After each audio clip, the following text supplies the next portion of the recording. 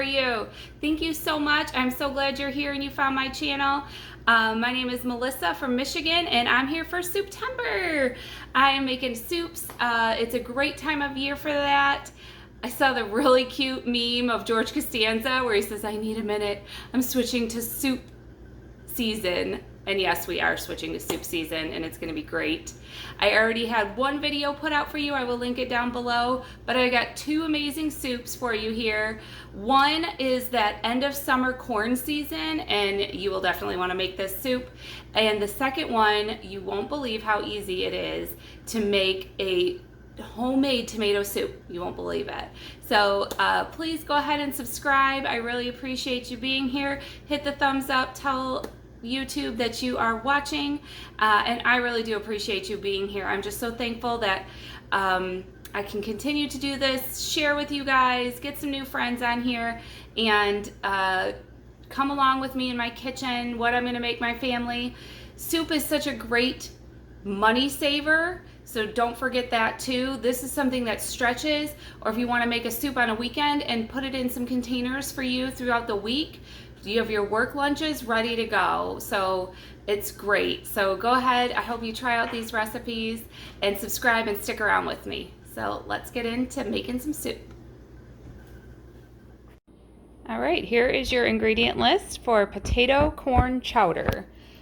2 bags of frozen corn, 2 12-ounce bags. You need a total of 4 cups.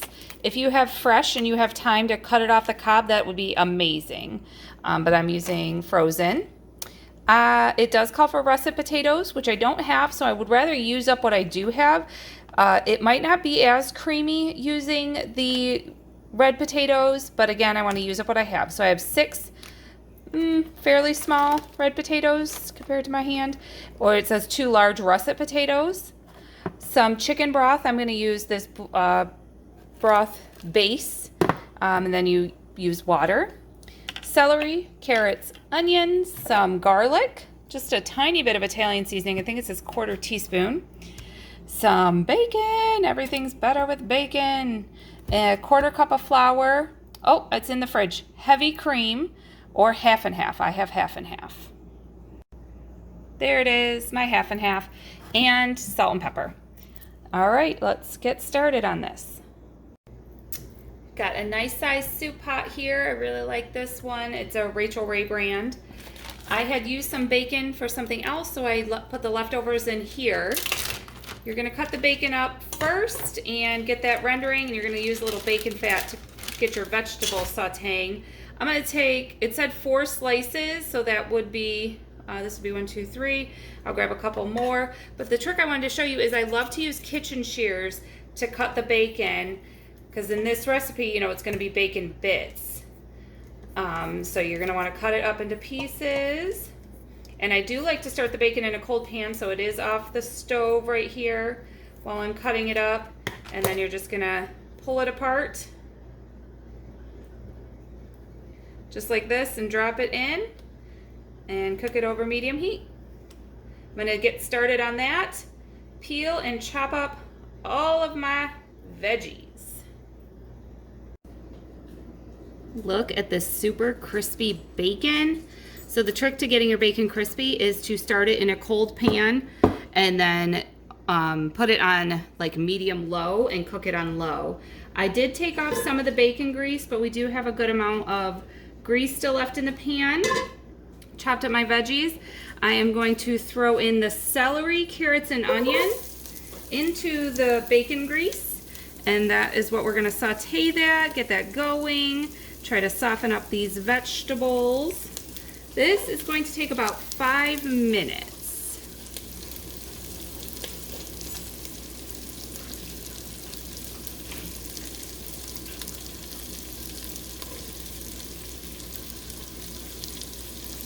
How beautiful that looks. And of course, bacon, it smells amazing in here.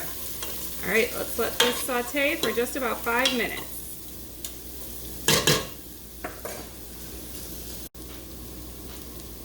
All right, the vegetables are at the 5-minute mark, nice and soft. Everything's good and going. You are going to throw in your garlic now. Probably a teaspoon. This is not an overly garlicky dish. And I have my 1/4 cup of flour here. You stir the garlic in, and then you're going to now stir in your flour. You do want this to cook just for a minute. It will get that raw flour taste out. If you were to add your broth in immediately, like with the flour, without giving it this just couple seconds, 30 seconds maybe, it does cook off some of that raw, just straight flour taste. Okay, there we go. I am using a broth base, so you do 4 cups of water or 4 cups of chicken broth. And I want to bring my water up, my heat all the way up now. So when you do a broth with bouillon, there is that you can buy better than bouillon. This is from my local bulk food store. And it's about a tablespoon. That looks good. To 4 cups of water, a tablespoon of your broth base. I'm gonna bring this up to a nice simmer. And I'm gonna add in, I'm gonna use half and half. You can use heavy cream, whole milk. The thicker milk you have, the creamier it'll be. As stands to reason, 1 cup of this. It feels like it's almost gone, so I'm just gonna do that last splash as well. What am I gonna keep that for? Also, this recipe called for 1/2 of an onion. I just put the whole onion in. I don't know what I would do with another 1/2 of an onion. I don't have any need for it. It's gonna get nice and thick and creamy. So I am using my red potatoes. If you did do russet potatoes, I think they give off a little bit more starch. And I chose with the red potatoes not to peel them. I don't feel that it's a problem. On a russet potato, the peel kind of pulls away from the potato, and I would have peeled russets, but the reds, I'm not gonna peel, and like I said, we might not get as thick and creamy. There's a couple things you can do. You always can blend a couple cups of the soup and put it back in to make it that thicker and creamier if these don't give off enough starch. So we're just gonna kind of see as the soup cooks how it turns out. That is my oven. Always doing a lot of cooking around here. Always got lots of things going. And then your 4 cups of corn. I have frozen corn. If you have fresh corn on the cob, this is the season right now, and it's really inexpensive, and you got time, you can cut it off the cob. It would be even sweeter, I'm sure. So I had made that bacon and pulled it out of there. You're gonna put that at the very end back in, but it's getting that flavor from the bacon grease. It's gonna be so good. Just wondering if it's enough liquid, but it looks like it is going to be. You're gonna wanna bring this up to a boil and then kick it way back and let it simmer at least 30 minutes, keeping an eye on it, watching those potatoes. You know, this is what you're doing now, just getting all these flavors to come together and getting those potatoes to soften. But look at how delicious this looks. Oh, I'm gonna put my Italian seasoning in too. Again, it doesn't call for much. It says like a 1/4 teaspoon. Italian seasoning is not always my favorite, so I'm gonna stick with that. I'm not gonna put too much. Just a little covering over top. I'll do salt and pepper at the end. That way I could see how it all comes together. Look at that though. That looks absolutely amazing. Yum. All right. We'll see you back here in 30. So it's been simmering a good more than 30 minutes. I just kind of was busy doing other things, so I just let it simmer, which is great. I think I'm just gonna top it with the bacon. You could do as you wish if you wanted to simmer it with the bacon or just have everybody top it. As I thought, it didn't get as thick as I wanted to with it being these type of potatoes. I really think russet potatoes would be better as far as getting it thick. Use what you have. That's why I use these. You know, they're in my cupboard. We didn't use them at all last week, so I didn't want them to go bad. I hate throwing food away. So I have this Ninja blender thing. I'm gonna put some, just fill this up and blend it up and put it back in the soup, and I think that will give me a nice thickness that I'm looking for into the soup. All right, I'll blend it up. Yeah, that's gonna be good. There we go.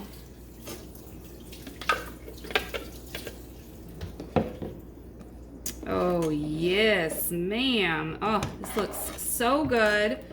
Perfect for this fall weather we're coming into, but yet using, you know, this corn, the end of summer corn, the way it comes in. I'm gonna give it a taste for salt and pepper.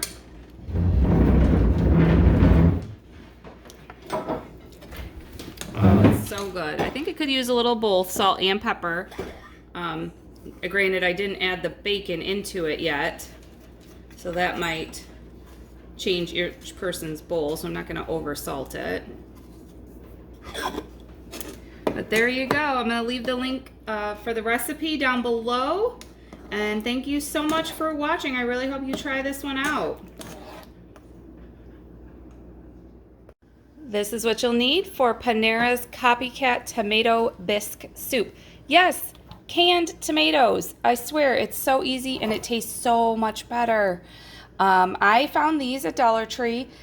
You can use whole tomatoes, crushed tomatoes, whatever you got, but you need 2 of the big jars of tomatoes. You're just going to use a little touch of sugar, some fresh basil if you have it. This is pretty much the end of the basil from my garden. So I grabbed that up. An onion, some garlic, some chicken broth. I got broth base, oregano, some pure olive oil, and you will need a little bit of heavy cream. I may have to leave that out because I don't have anything. I have a little bit of skim milk.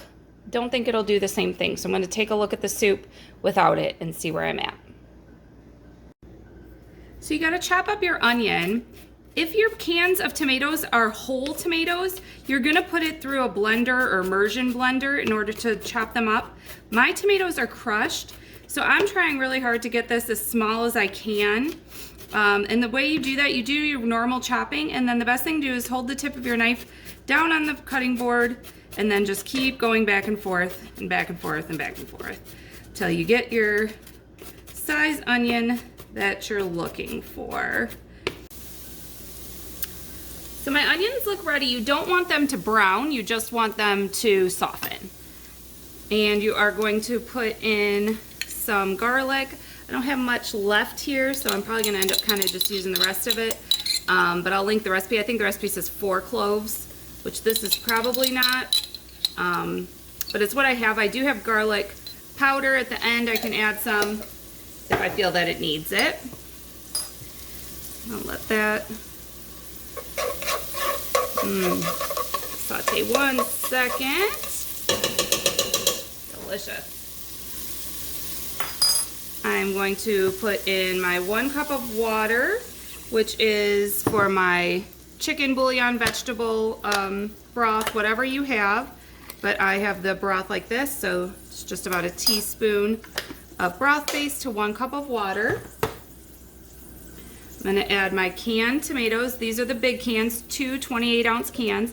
These cans do say that they already have some basil in it, but I'm going to go ahead and also do the fresh basil. Fresh basil is just amazing. If you have it, use it. It's one of the easiest things to grow, so even if you just have a planter box or something like that to grow, you don't have much space, grow some basil. It will make such a difference in your food, and it's just so easy. It will grow, it wants to grow. Really, really easy. I am not the best gardener. I'm sure there's plenty of things I'm doing wrong in my garden, but I've got some tomatoes and a couple herbs and things.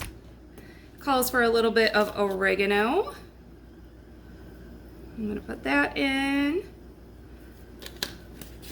And then just a teaspoon of sugar. Pretty much always when you use tomatoes and making a sauce or anything, especially canned tomatoes, you need just a little bit of sugar to cut that acid in the tomatoes. If you do it before without the sugar and then with the sugar, you will notice immediately. I'm gonna do 1 teaspoon. So it's nothing that's really gonna be a problem. And over here, you can probably see in the corner, I have my griddle pan, because of course with tomato soup, you need grilled cheese sandwiches. This is what we're having for dinner today. If I don't have a grilled cheese sandwich, the other way I eat my tomato soup is like an entire sleeve of saltines. It's my favorite. All right, this looks good. I am going to put the basil in now as well. Put it all in, let it marry, because this is pretty much it. You're just gonna let it marry and come together, you know, about 20 minutes. Like I said, you can use whole tomatoes. You'd be using your immersion blender or put it in a blender to get it smooth, but I think this is gonna be just right for us. All right, we'll come back in 20 minutes. I'll show you what the end product looks like. Trust me, you need to try it. You won't regret it. I gave it a quick taste, added some salt and pepper. It's still in the simmering stage, but it has so much acid. I'm gonna try this. It's a 1/4 cup of just skim milk, because it's the kind of milk I have. If you have heavy cream, half and half, something a little thicker, go ahead and add that. But I think it's just to help that acid simmer down a little bit. I don't wanna add more sugar just yet, so I'll let this simmer, give it another taste, and see how that goes.